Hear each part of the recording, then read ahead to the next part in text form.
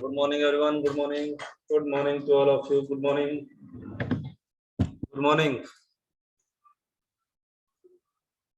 Good morning. Screen visible है? Yes, sir. Good Yes, morning. sir. Screen visible है?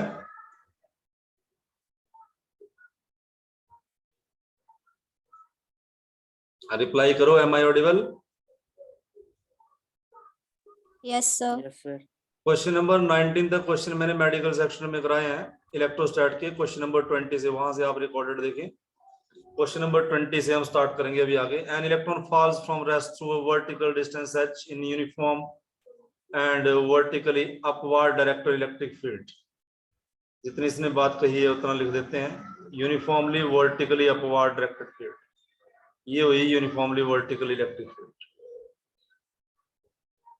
Uniform का मतलब होता है lines are equally spaced. Electric lines of forces are equally spaced. ये uniformly vertical electric field. अगर electric field की direction है इसका मतलब इधर पॉजिटिव चार्ज है, कैपेसिटर का प्लेट्स हैं ये, और इधर negative charge.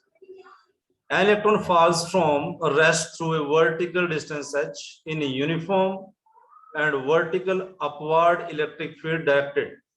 The direction of electric field is now reversed. अब इसने डायरेक्शन इलेक्ट्रिक फील्ड की रिवर्स की है.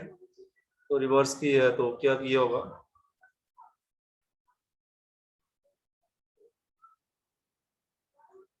ऊपर वाली साइड पॉजिटिव चार्ज आ जाएगा, नीचे वाली प्लेट पे नेगेटिव. तो लाइंस ऐसे होंगी, इलेक्ट्रिक लाइंस ऑफ फोर्सेस ऐसे.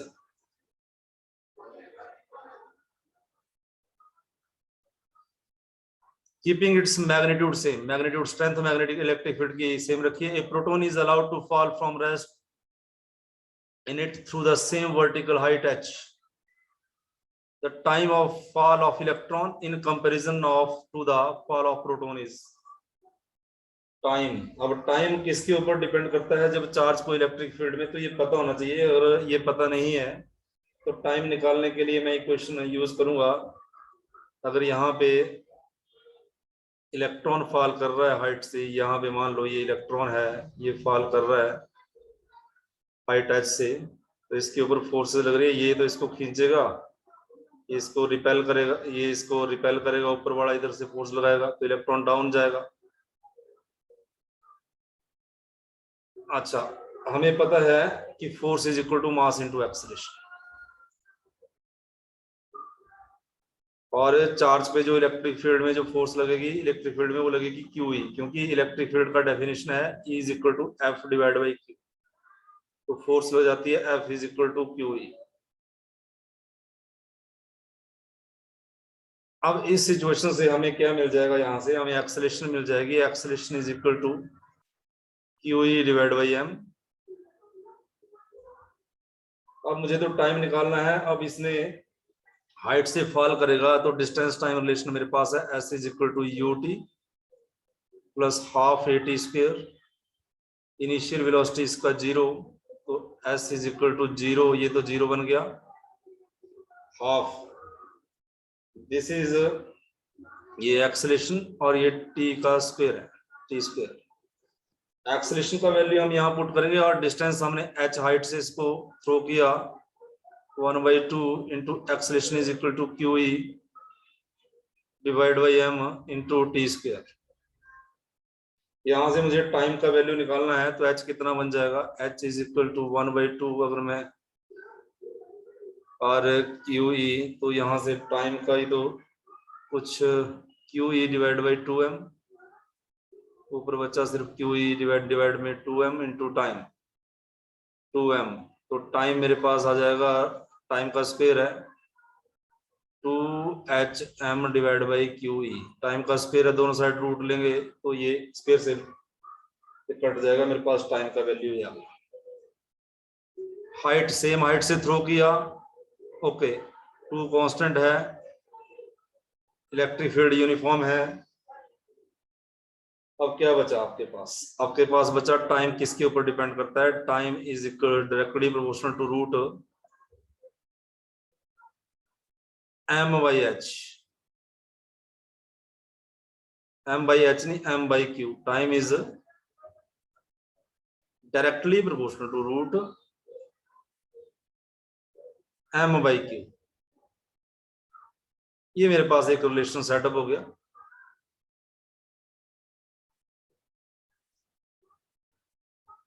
अब किसका मास जो है ज्यादा है? मास, अब आपके पास ऑप्शन क्या दिए हैं? The time of fall of electron in comparison to the time of fall of proton. तो इलेक्ट्रॉन का मास तो कम है, किसका मास ज्यादा है? रिप्लाई करो।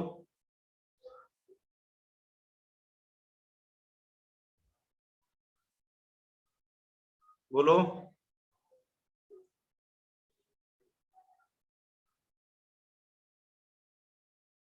इलेक्ट्रॉन का मास कम है, प्रोटॉन का मास ज्यादा है। क्वेश्चन पूछा है the time of fall of electron in comparison to the time of fall of proton. तो जिसका time, the time of fall of electron, electron का टाइम जो है क्या रहेगा इन कंपैरिजन, इलेक्ट्रॉन के बारे में पूछा है। तो क्या ज्यादा होगा, तो क्या कम होगा? पहले ऑप्शन क्या 5 टाइम ज्यादा होगा, क्या टाइम टाइम ज्यादा होगा, या इक्वल होगा? बताइए।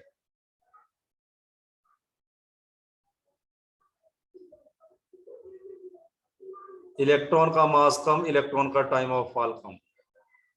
इलेक्ट्रॉन का मास कम, इलेक्ट्रॉन का, कौन सी ऑप्शन सही होगी? रिप्लाई करो। बोलते नहीं हो आप लोग, अच्छा नहीं लगता ऐसे।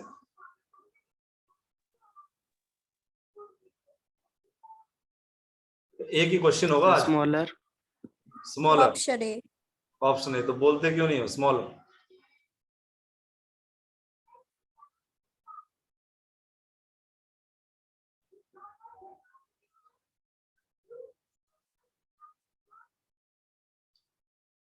क्वेश्चन नंबर 21 इजी है, इसका आंसर बता दो। D, all the above. 21 का आंसर है, क्या पूछा? Unit of electric charge coulomb होते हैं भाई, स्टैट कूलम भी होते हैं, एफ कूलम भी होते हैं।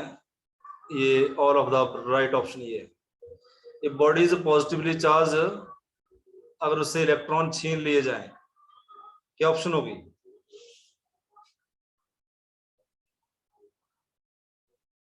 राइट ऑप्शन बताइए।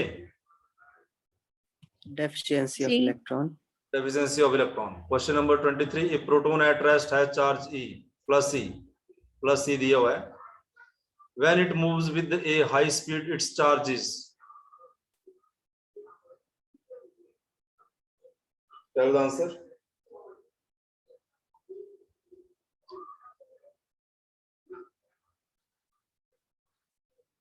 चार्ज तो भाई कंजर्व होता है, ऑप्शन ई। चार्ज इनवेरिएंट होता है, प्रॉपर्टी ऑफ चार्ज है इनवेरिएंट, ये चेंज नहीं हो जाता है एक प्लेस से दूसरे प्लेस पे, ठीक है, यही रहेगा। Question number 24. Two charges, charge number this 3 into 10 raised to power minus 5 coulombs, suppose that is a q1. Charge number this 5 into 10 raised to power 4, this is q2, placed at a distance 10 centimeter. r is given 10 centimeter. Meter में कितना आ जाएगा ये? 0.1 मीटर. Find the value of electrostatic force acting on them.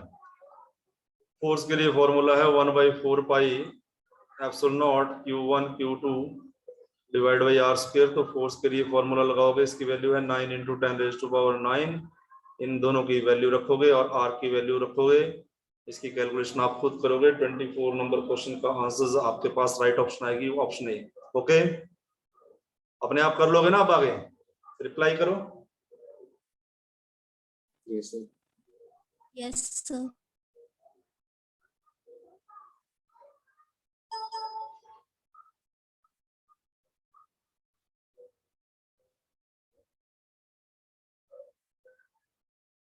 Question number 25.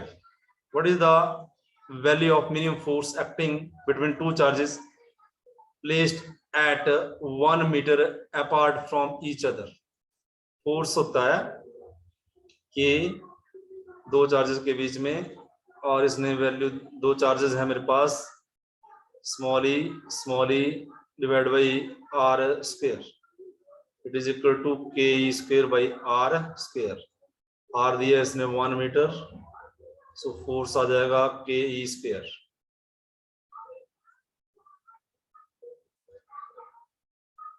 कौन C option correct है?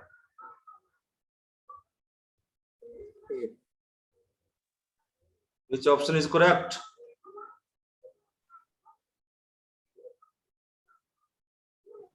Option A. Option A. Question number 26. A glass rod acquires charge by rubbing it with the silk cloth. अब जब मैंने आपको chapter करवाया था तो मैंने बताया था कि किस पे चीजें कुछ याद रखने के लिए बोला था मैंने। The charge on the glass rod is,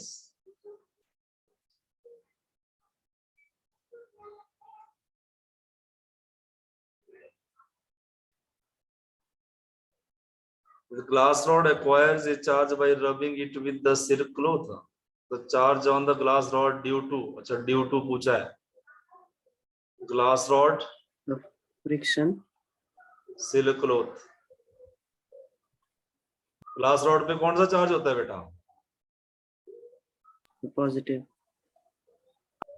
और तब रब करोगे तो रब करना फ्रिक्शन होता है, ग्लास रॉड रब करना फ्रिक्शन, ऑप्शन तो सही है। लेकिन अगर आप मान लो इसने पूछा होता कि ग्लास रॉड पे कौन सा चार्ज आता, तो glass rod is rubbed with silk cloth, तो ग्लास पे क्या होता है और सिल्क क्लॉथ पे क्या होता है, तो ग्लास पे कौन सा चार्ज होता है?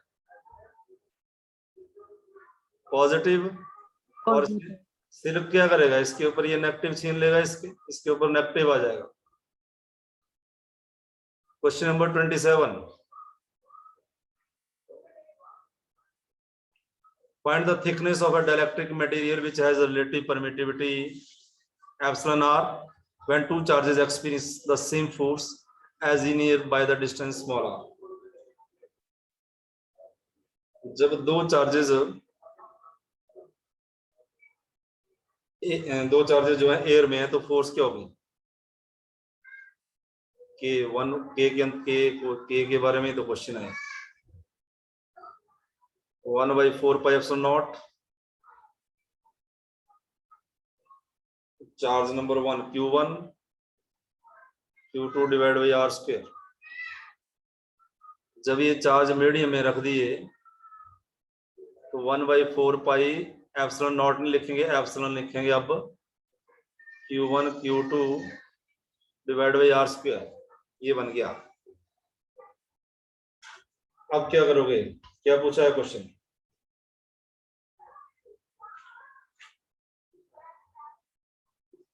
क्वेश्चन क्या है? Find the thickness of the dielectric material which has a relative permittivity ER when two charges experience the same force in air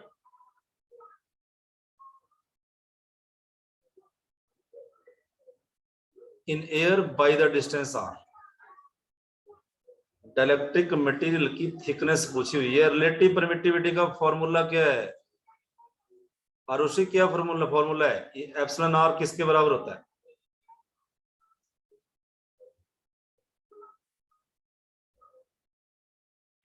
Sir, force in air divided by force in vacuum. उल्टा बोल रही है। Yes, sir, force in vacuum divided by force in air. इसके आगे क्या आता था formula?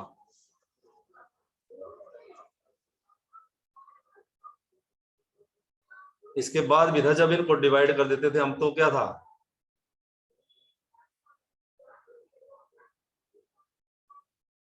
ये यहाँ पे वैक्यूम है,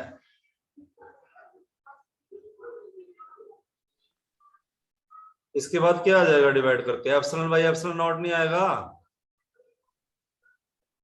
Yes, sir. क्वेश्चन को समझो। Find the thickness of the dielectric material has a relative permittivity epsilon r when two charges experience the same force as in air. Same force है तो बराबर कर देते हैं इनको भाई। एयर की, ये एयर के लिए लिखा था मैंने, ये कोई और में ये डाइलेक्ट्रिक के लिए लिख दिया मैंने, ये एयर के लिए, एयर, और ये मीडियम। तो जब बराबर रखोगे 1/4 pi epsilon naught Q1 Q2 divide by r square is equal to 1/4 pi epsilon Q1 Q2 divide by r square. Cut गया, ये कट गया, ये भी कट गया, ये भी कट गया। आपके पास क्या बचा सर?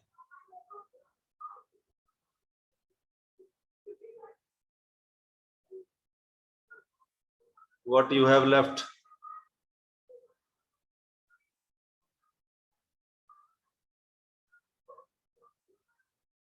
बोलो क्या बचा?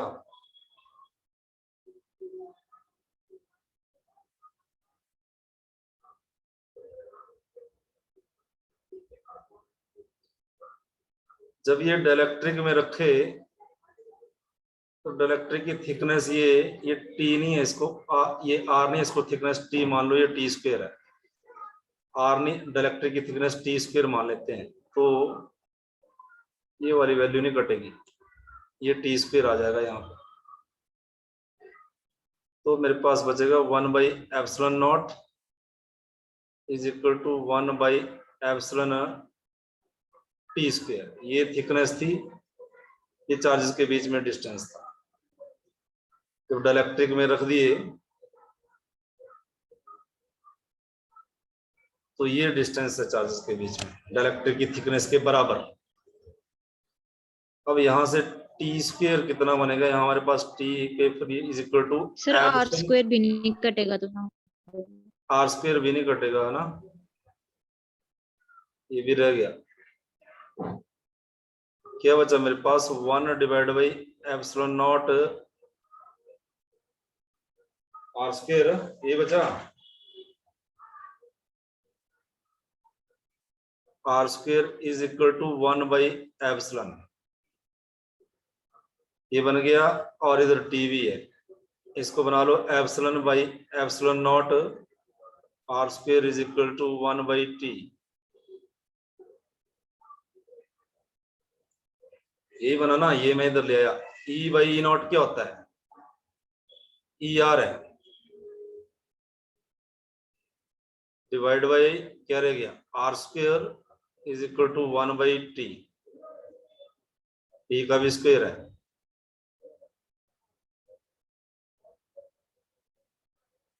तो टी स्क्वायर किसके बराबर बना होगा?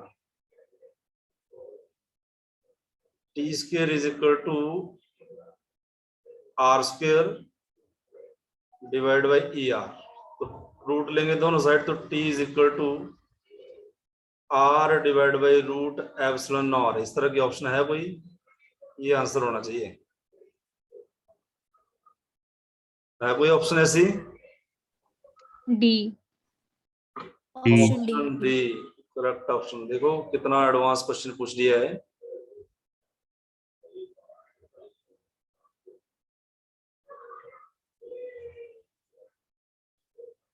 कुछ क्वेश्चन डिफिकल्ट होंगे, कुछ इजी भी होंगे। क्वेश्चन नंबर 28 देखो, थियोरेटिकल क्वेश्चन है। What will be the value of electric dipole, electric field at the centre of the electric dipole? बताइए इसका आंसर।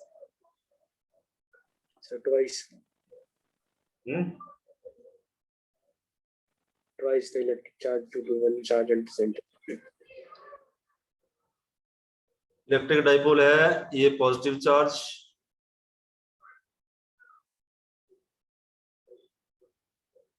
ये नेगेटिव चार्ज। इसकी डायरेक्शन डाइपोल मोमेंट की क्या होती है? नेगेटिव टू पॉजिटिव होती है। इलेक्ट्रिक फील्ड एग्जिस्ट करती है ऐसे, पॉजिटिव से नेगेटिव। डाइपोल की लेंथ है 2a। अब क्या पूछा है? What will be the value of electric field at the centre of the dielectric.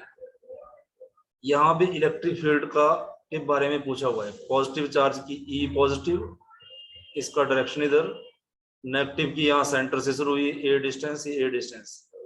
Negative की सेंटर से हुई, शुरू हुई। यहाँ भी पूछा है मैग्नीट्यूड। तो क्या करोगे अब आप? एक्सियल लाइन पे एक्सप्रेशन क्या था इलेक्ट्रिक फील्ड का? के पी और 2 भी था साथ में एक्सियल लाइन पे, डिवाइड बाई आर स्क्वायर, ये था। बोलो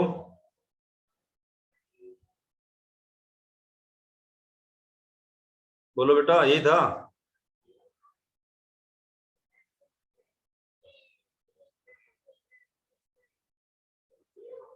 बोलो, रिप्लाई नहीं करते हो तुम लोग, क्वेश्चन कम होंगे।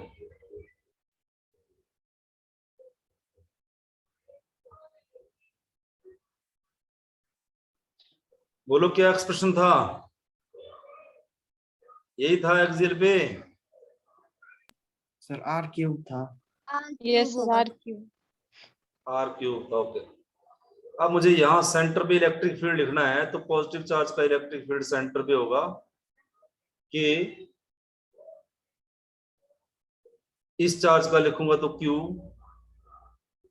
डिवाइड बाई यहां से यहां तक की डिस्टेंस a स्क्वायर। नेगेटिव की इलेक्ट्रिक फील्ड के Q divide by a square, और चार्ज है ये माइनस, लेकिन मैग्नीट्यूड में बराबर है दोनों, तो मैग्नीट्यूड में बराबर कर देता हूं, तो ये माइनस साइन नहीं काउंट करेंगे हम। अब हम इस पॉइंट पे रिजल्टेंट इलेक्ट्रिक फील्ड निकालेंगे, पॉजिटिव चार्ज के कारण और नेगेटिव चार्ज के कारण। तो रिजल्टेंट इलेक्ट्रिक फील्ड निकालने के लिए मेरे पास रिजल्टेंट का नेट फॉर्मूला है, E resultant is equal to root E positive का स्क्वायर, E नेगेटिव का square, AP square plus Q square plus 2AB cos theta का फॉर्मूला लगेगा। E positive, E negative, cosine theta. Theta angle दोनों electric field के बीच में कितना है भाई, दोनों इलेक्ट्रिक फील्ड के बीच में एंगल बताइए जल्दी।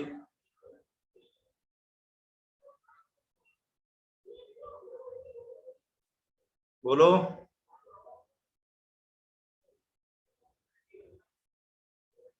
दोनों इलेक्ट्रिक फील्ड के बीच में एंगल कितना था, ये था, ये पॉजिटिव चार्ज था, ये नेगेटिव था, दोनों के बीच में, ये पॉजिटिव की डायरेक्शन भी यही थी और नेगेटिव की डायरेक्शन भी यही थी, दोनों के बीच में angle 0, cosine 0। E positive, E negative, cosine 0, cos 0 1 होता है। और हमने ऊपर ये भी लिखा है कि magnitude E positive is equal to E negative बराबर है होगा सेंटर पे दोनों का। रिजल्टेंट इलेक्ट्रिक फील्ड आएगा मेरे पास रूट दोनों में से, ये तो पॉजिटिव, ये तो cos 0 तो 1 हो गया, ये गया। अब क्या करोगे, यहाँ पे 2 भी था, P square plus 2PQ cos theta, ये इसको आप लिख सकते हो E positive plus E negative का पूरे का होल स्क्वायर, इससे ये कट गया, रिजल्टेंट इलेक्ट्रिक फील्ड आया E पॉजिटिव का electric field plus E negative का इलेक्ट्रिक फील्ड, दोनों को ऐड करो, KQ by a square plus KQ by a square it is equal to 2KQ by a square. अब option बताओ मुझे, इतनी कैलकुलेशन है इस थ्योरेटिकल क्वेश्चन के पीछे। What will be the value of electric field at the centre of the electric dipole, option is 0, गलत है। Option B equal to electric field due to one of the net charge. Option C twice the electric field due to one of the net charge at the centre, one charge at the centre, half of the value. Which option is correct, answer देना है अभी।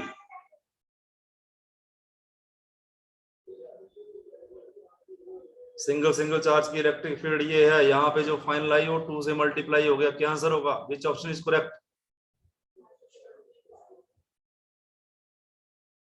C. Option C is the correct option. देखो theoretical question है और कितने deep calculation है, तो ध्यान रखें ऐसे क्वेश्चन भी आएंगे।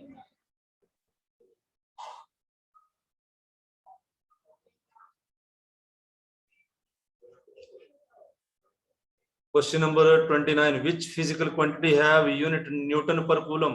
इलेक्ट्रिक फील्ड की डेफिनेशन होती है electrostatic force divide by charge, Newton पर कूलम कौन सी फिजिकल क्वांटिटी है।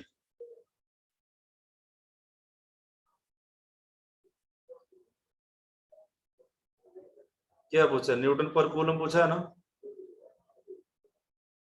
5 ऑप्शन है, जल्दी बोलो, इस क्वेश्चन के लिए भी टाइम लगाओगे।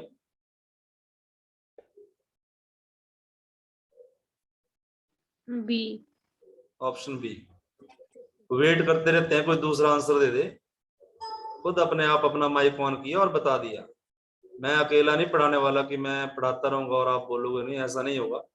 Question number 30, in the process of charging the mass of negatively charge body increases. जब भी किसी बॉडी पे नेगेटिव चार्ज ट्रांसफर होता है तो नेगेटिव चार्ज का एक नेट मास है, मास कितना होता है, कितना मास है अभी, इलेक्ट्रॉन का मास कितना है 9.1 इंटू 10⁻⁻31 kg, तो मास ट्रांसफर होगा। इंपॉर्टेंट क्वेश्चन है ये। In the process the mass of the negatively charged body increases 30 का ए ऑप्शन है। ये इंपॉर्टेंट क्वेश्चन है, ये पेपर में कई बार पूछा गया है, पहले भी सीबीएसई में। Question number 31, charge on body is integral multiple. Charge की प्रॉपर्टी से क्वेश्चन है, plus minus C. It is given by the law of conservation of, answer करो, Quantization of charge. Quantization of charge.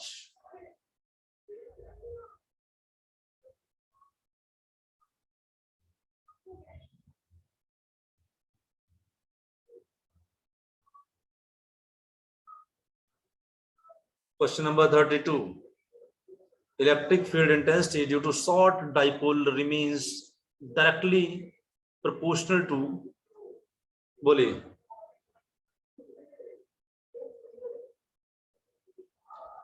Option B. Short dipole का electric field intensity axial वे आपने निकाला था, अभी बच्चे ने सही आंसर दिया के 2kp divide by r cube. तो आर को लेके it is electric field is directly proportional to r की पावर -3, तो ये ऑप्शन डी करेक्ट होगा। एक्सप्रेशन से भी क्वेश्चन पूछे जाते हैं। Question number 33, electric field lines contract length wise it shows, क्या बताती है, property of electric lines of forces से क्वेश्चन किया गया है, बताइए।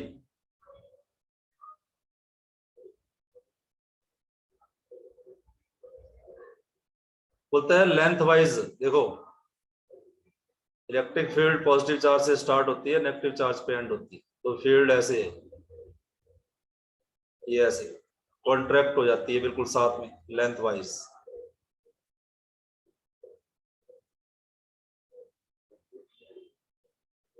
ये बताती है, क्या बताती है, repulsion between the same charges no, attraction no, no relation between the force of contraction, electric field lines does not move in straight path, कौन सा होगा भाई,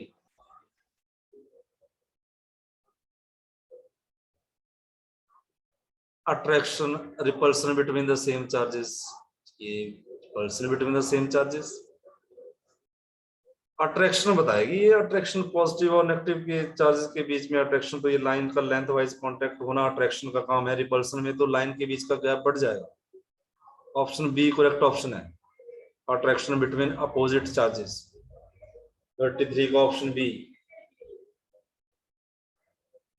34 क्वेश्चन जल्दी से आंसर करना है। Force F between Q1 Q2 separated by distance R is 25 Newton. It can be reduced to 5 Newton if separation between them is made. बड़ा अच्छा क्वेश्चन है, छोटा सा क्वेश्चन है ये।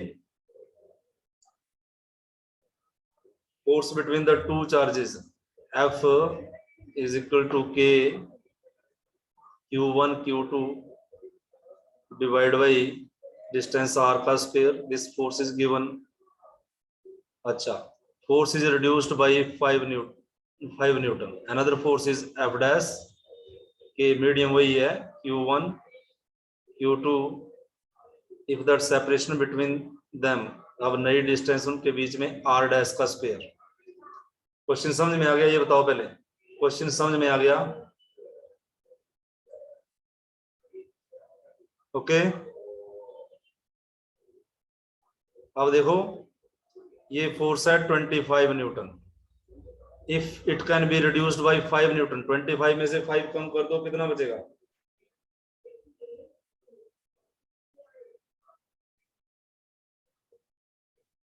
नहीं आता, माइनस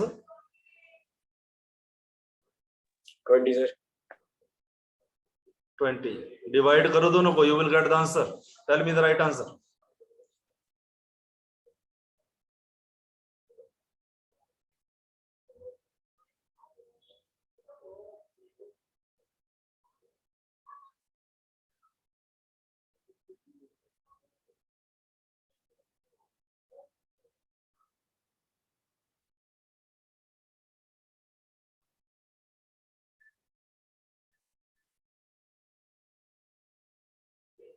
एक मिनट भाई, ये ना it is reduced by 5 newton. एक मिनट, ये 20 नहीं आएगा, 25 के डिवाइड में 5 आएगा, it will be 5, yes sir, option D होगा इसका। इट विल बी 5, Root यहाँ 5. गलती नहीं करनी। रिड्यूस्ड बोला है इसने, जो रिड्यूस होता है तो डिवाइड में होता है, इंक्रीज होता है तो एडिशन, है ना। अब करो डिवाइड, आपको आर डैश मिल जाएगा फिर।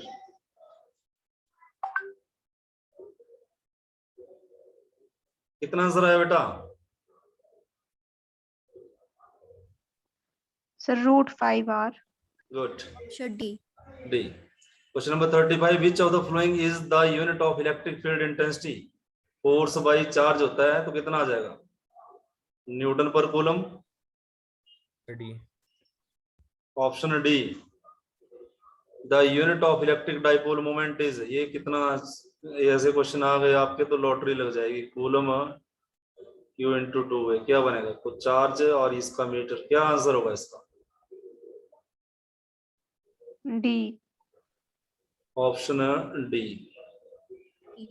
Question number 37, a slab of dielectric is introduced between two equal positive charges with a fixed separation. ये पॉजिटिव चार्ज ये पॉजिटिव चार्ज, ये स्लैब रख दिया, dielectric slab. As a result of क्या होगा? क्वेश्चन ऑप्शन है, the force between the two charges decreases, the two charges start attracting each other, the slab starts moving. अच्छा जी, और ये मुझे ऑप्शन डी दिख नहीं रही है। An electric current passes from one charge to another charge. दो चार्जेस, डाइलेक्ट्रिक स्लैब जब रख दिया यहाँ पे, तो डाइलेक्ट्रिक स्लैब, डाइलेक्ट्रिक क्या होता है? चार्जेस इधर नेगेटिव आएंगे, ये नेगेटिव, ये भी इधर, तो इसमें पॉजिटिव भी होते हैं, डाइपोल बन जाते हैं। तो ये क्या होगा? इधर भी तो पॉजिटिव चार्ज है, अब क्या करोगे? ये भी तो कुछ नेगेटिव खींचेगा, पॉजिटिव रहेगा बीच में।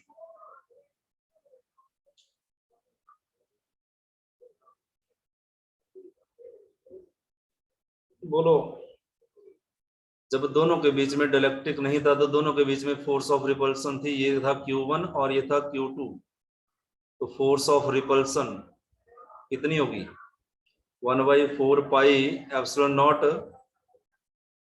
Q1 Q2 divide by R square. जब दोनों के बीच में डाइलेक्ट्रिक मीडियम रख दिया तो फोर्स चेंज हो गई और फोर्स बन जाएगी मीडियम रखने से 1/4 पाई एप्सिलॉन नॉट की जगह एप्सिलॉन Q1 Q2 और दोनों के बीच में सेपरेशन R स्क्वायर, ये सेम। अब क्या होगा? मीडियम में इसकी वैल्यू बढ़ गई, परमिटिविटी ये ज्यादा है, तो फोर्स दोनों के बीच में क्या हो जाएगी? बताइए, मिल गया आंसर आपको। मीडियम की स्ट्रेंथ बढ़ गई, एप्सिलॉन मीडियम की स्ट्रेंथ को रिप्रेजेंट करता है, ए मीडियम की स्ट्रेंथ कम है, ये मीडियम की स्ट्रेंथ ज्यादा है। अगर ये भी चीज बढ़ गई तो फोर्स मीडियम में कम हो गई, force in the medium is less than force जो पहले थी रिपल्सन की force. Which option is correct?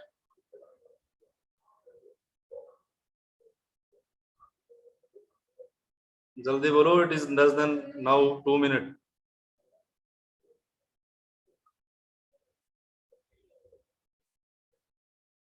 श्रद्धा, आवाज नहीं आ रही है तेरे पास मेरी?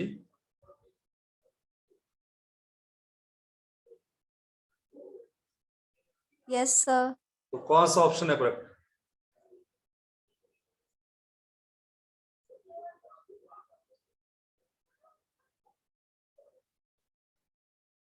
बोलो।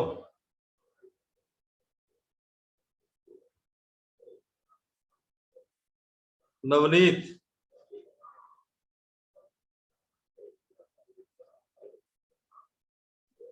So the force between two charges decreases. Okay बेटा, इतना टाइम नहीं लगाते हैं ना इन क्वेश्चंस पे। टाइम हो गया, क्लास ऑफ होने वाला है। जब तक ऑफ ना होता है, क्वेश्चन बहुत सारे हैं मेरे पास, लार्ज वैरायटी ऑफ क्वेश्चंस। चलो जल्दी से, 30 सेकंड बचे हैं। What is the SI unit of electric flux? 45 का आंसर करो। 45